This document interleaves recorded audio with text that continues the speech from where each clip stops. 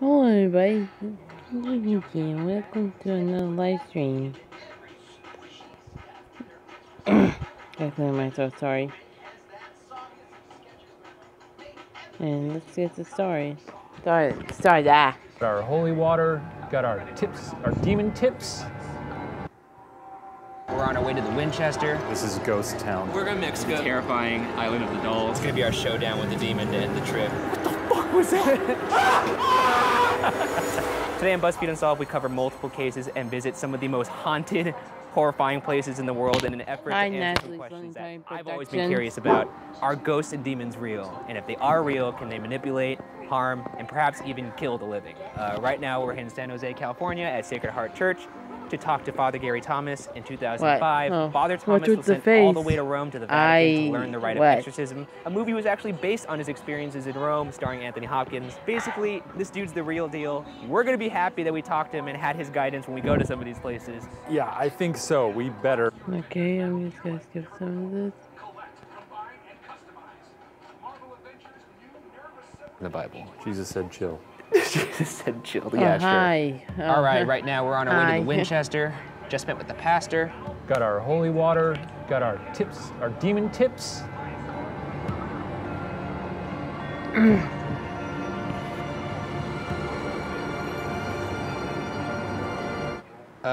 This looks like Disneyland. I wouldn't be surprised if they got cotton candy in there. Yuck it up, man, yuck it up. You're really enjoying this, but when the lights go off, this may be a little different. This is beautiful. Demon tips, yeah. Dang infomercials!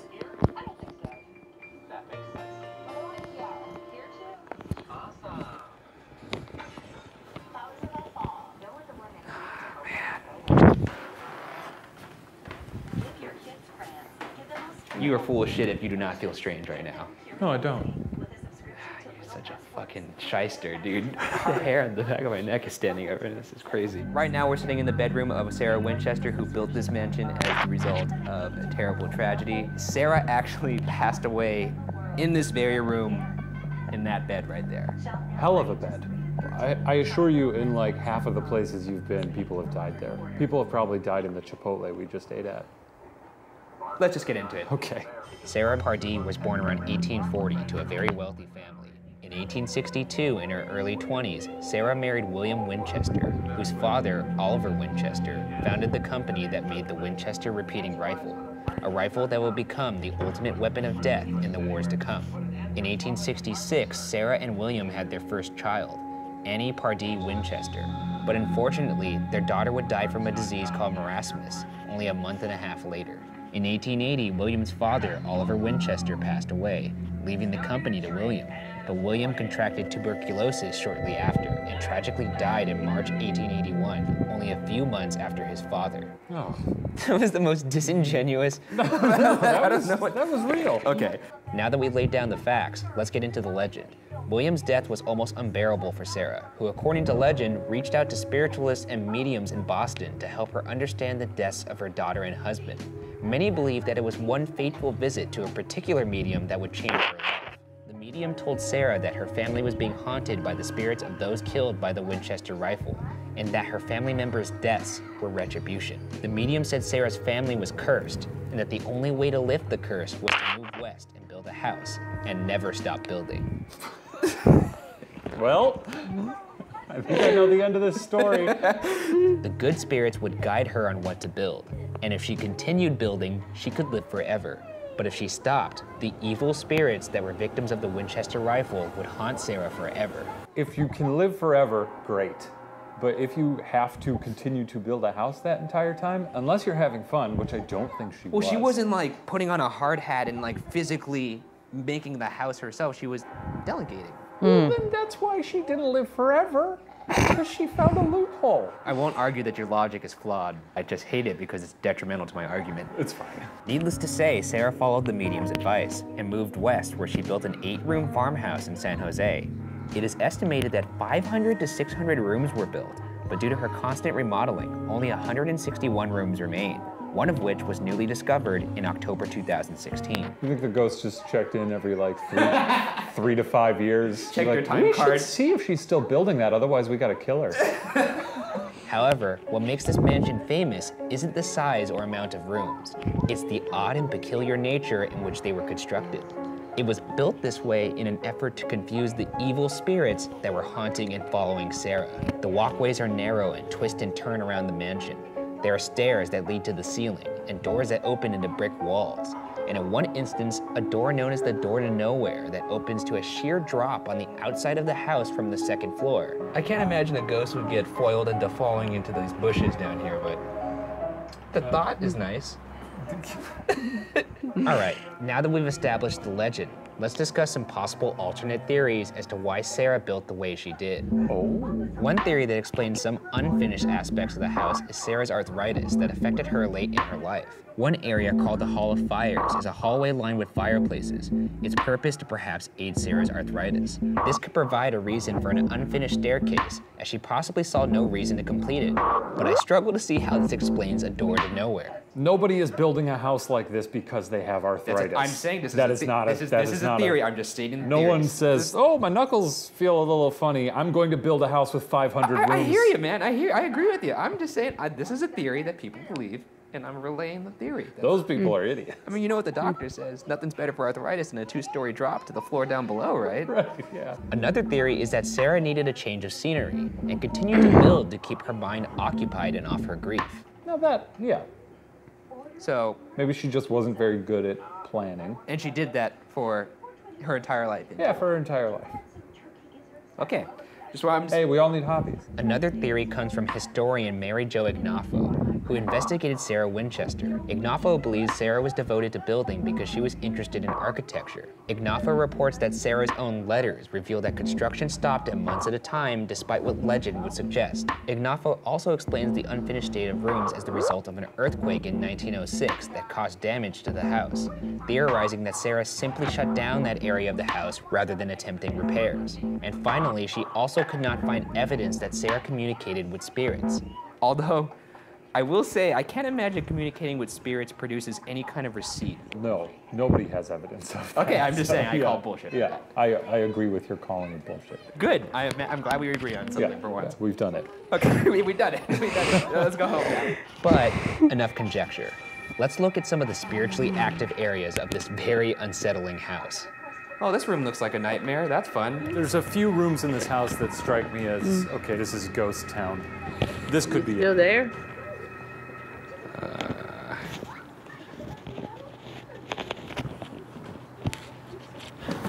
The way the shadows play with your mind. Well, I didn't see something, I heard something. I heard a noise right up there. It came from up there. Probably bats. That's also a concern, I mean, but... Bats are no. This fucking guy. One room that is particularly important is a room called the Blue Room, or as some know it, the Seance Room. A room where Sarah would allegedly communicate with the good spirits on a nightly basis for building guidance.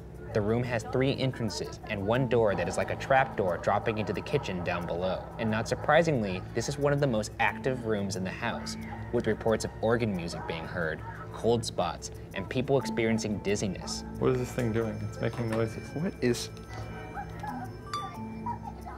I just took out a brand new battery. I just took off the plastic from it and put it in, and it drained it all the way to 0. This is highly unusual. I've never seen it do this before. I'm just gonna ignore you and fix the issue. I'm gonna lock myself in here with a ghost. I turned my flashlight off. This is horrifying. I bet Ryan wouldn't do this. Oh, fucking come on, man. God damn it. I knew he was gonna do that. It still scared me. Fuck you. The house as a whole has reports of hearing people breathing, footsteps, hearing screws being unscrewed and dropped to the floor, full-body apparitions of servants, with the most famous spirit being Sarah herself, often seen in her bedroom. Naturally, one of the creepiest and most active places in the entire house is the basement, where guests and workers often claim to see the ghost of a caretaker named Clyde pushing a wheelbarrow. Why I'm walking in here by my fucking self is beyond me. Fuck, I'm so scared. Man. All right, apparently this is where a recurring ghost is seen.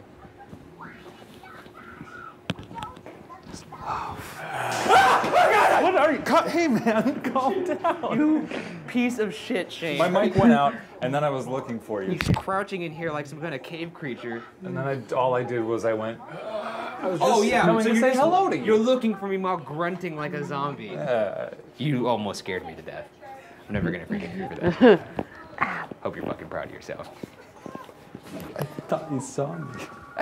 Bullshit! You thought I saw you. I really didn't think it was gonna work. Sarah seemingly lived a life of solitude. She reportedly wore a dark veil at almost all times to mask her appearance. And in 1922, Sarah died at the age of 83. In the end, the questions remain.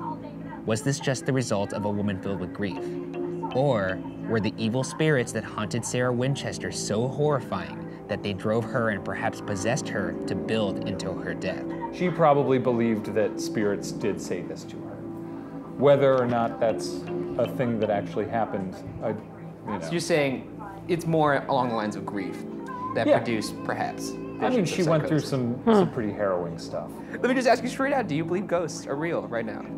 No. Why do you not believe ghosts are real? I've never seen one. Okay, I mean, there's a lot of things that you can't see that you are real, I feel like. What can't I see? You can't see gravity, that's real. Yeah, I can drop an apple. I guess you'll just never believe me until Look, something happens. hey, this whole entire trip, I'm ready. Hey, ghosts, don't tussle my hair. I would do nothing to invite them to somehow show themselves or taunt them in any way. Give me a little purple nurple or something. Let's have some fun. Here I am. Regardless, the real reason behind the creation of the Winchester Mystery House will remain unsolved. I'm so proud of her for doing this, by the way. It's really something. You're the worst. No, I'm genuinely, like, this is neat. If I have to spend one more moment sitting in this chair looking at that silly face, I think I may murder you myself. All right, we're getting out of here. Okay. Yeah, let's leave this house. Checking out San Jose. Onward. Onward to Mexico. Yeah, why not?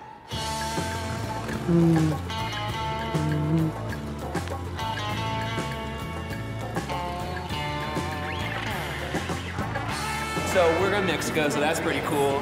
We don't have to go to our next horrible place until tomorrow, so I think we're going to enjoy the city a little bit tonight. The food they're eating makes my mouth water. They look so good. I don't know if this is a sign, but I'm in the bathroom at this bar, and this mirror literally has blood dripping from it. But I'm gonna go order another beer, so we're good. Salud. We're getting a drink in Mexico, and we ran into the Grim from Harry Potter. This is crazy. That infomercial thing. The first words to learn in any language are normally the greetings. Mexico City is such a nice city. Yeah, it is. Shame we're on our way to a nightmare. You're on your way to a nightmare. I'm on my way to a nice retreat. Okay, we'll see. Wait, is that a Burger King? What the heck? Right now we are, we're being carted over to the dock. We were just sort of put on here. I don't know. I guess that's how easy it is to trick us. Hey, get on, get on, get on! Okay. Oh, fuck. That was almost a two-bike trolley collision right there. So, I'm actually not quite sure where we are right now. No, it's fine. You just get it. You just go with the flow, Ryan. That's what people usually say on their way to their death. So we survived our little trolley over here. We're joined by Pepe from BuzzFeed Mexico. Hola, amigos. Right now we're on the outskirts of Mexico City in the ancient Aztec canals of Xochimilco, heading to our next location, the terrifying Island of the Dolls. This is a mistake. Oh yeah, there's also a thunderstorm about to roll in, so that's fun. He looks fine. Look at the kid's fine. And now I feel like a big weenie. You are a big weenie.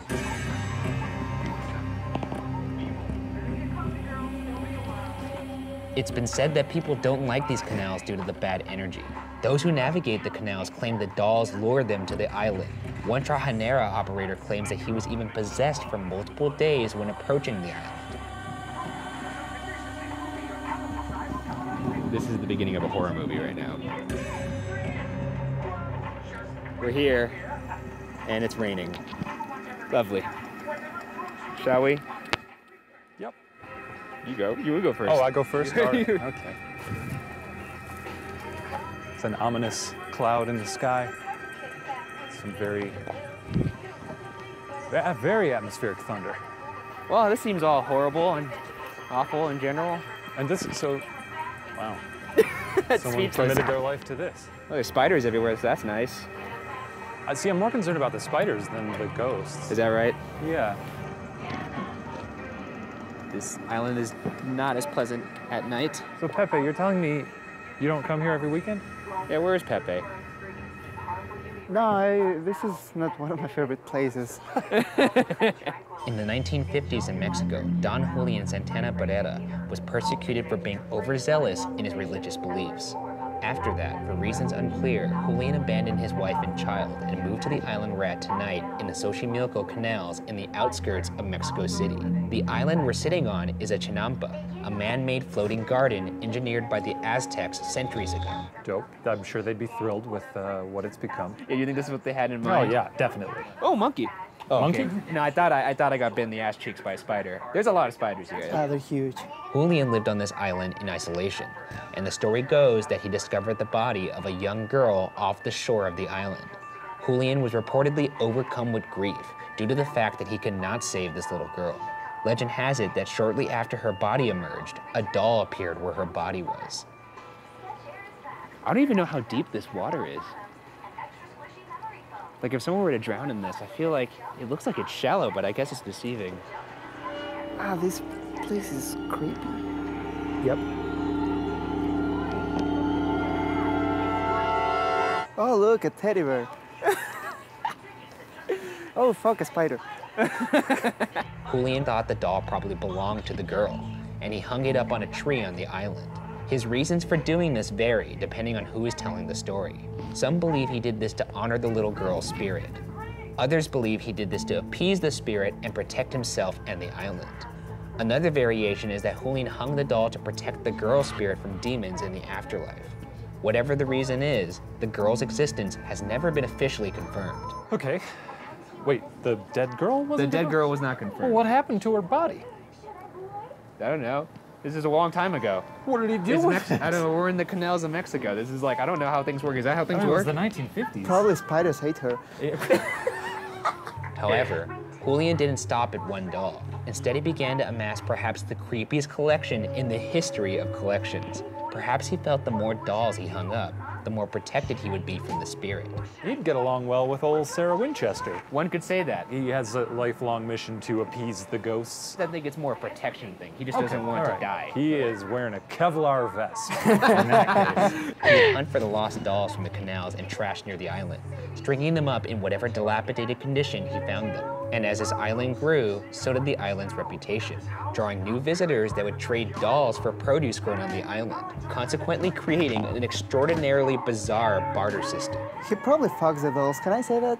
Oh, I thought you would have like some respect for this place, but Nope, went in straight with he fucks the dolls. I'm with Pepe on this. This is getting way off track. Sorry, okay. The compulsion to collect and hang these dolls was so extreme that those close to him believed he was driven by an unseen force that changed him forever.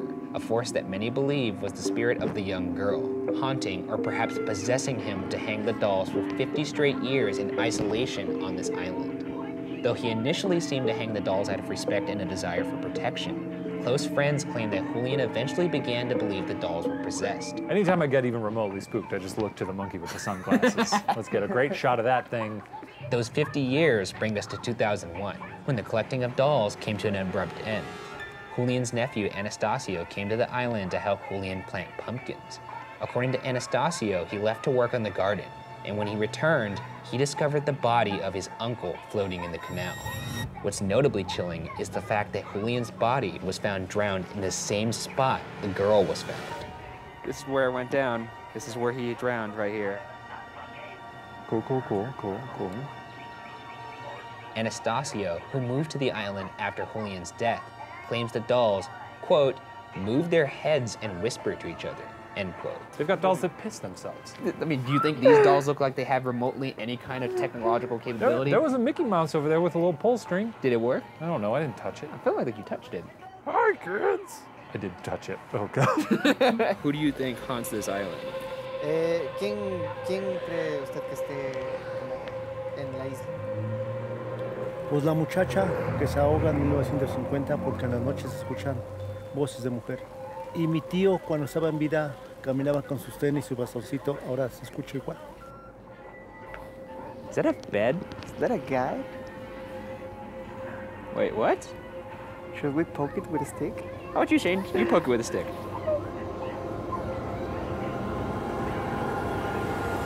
Well, there's no one there. Is this a dream come true for you, Ryan? I can't say that. Don Julian Santana Barrera was 80 at the time of his death. Some people think that the dolls, or the spirits that inhabit them, might have killed Julian. Sure. If that's what it's going to take to get us out of here, then yes. I believe in all of it. Put it on Wikipedia and let's leave. But to finish this off, let's visit the area that has the most hidden activity on the island. It's a shrine that Julian built inside a shed for his favorite dolls, including the original doll that Julian found all those years ago. This is the shed where he kept his shrine. And there's candles inside, great. I did bring a little doll of my own.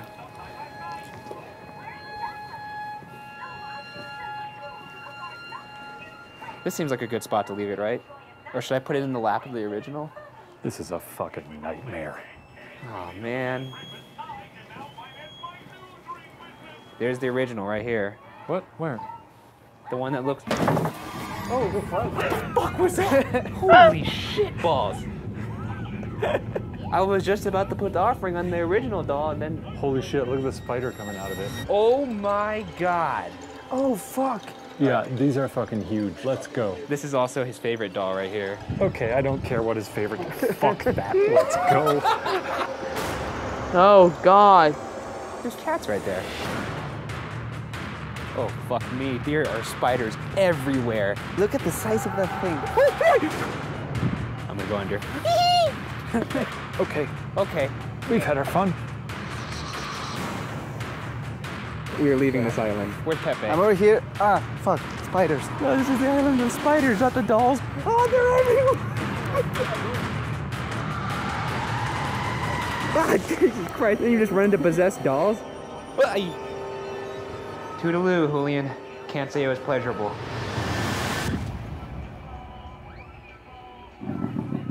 Wait, is anyone even watching this? Alright then, I'm just gonna stop the live stream for now. I might do it later or not. And I hope you enjoy this. Like and subscribe and tap that bell if you're new here. If you're already on my channel, just leave some comments about what kind of videos I should react next time I do this. Alright then, I'm gonna go now. Bye.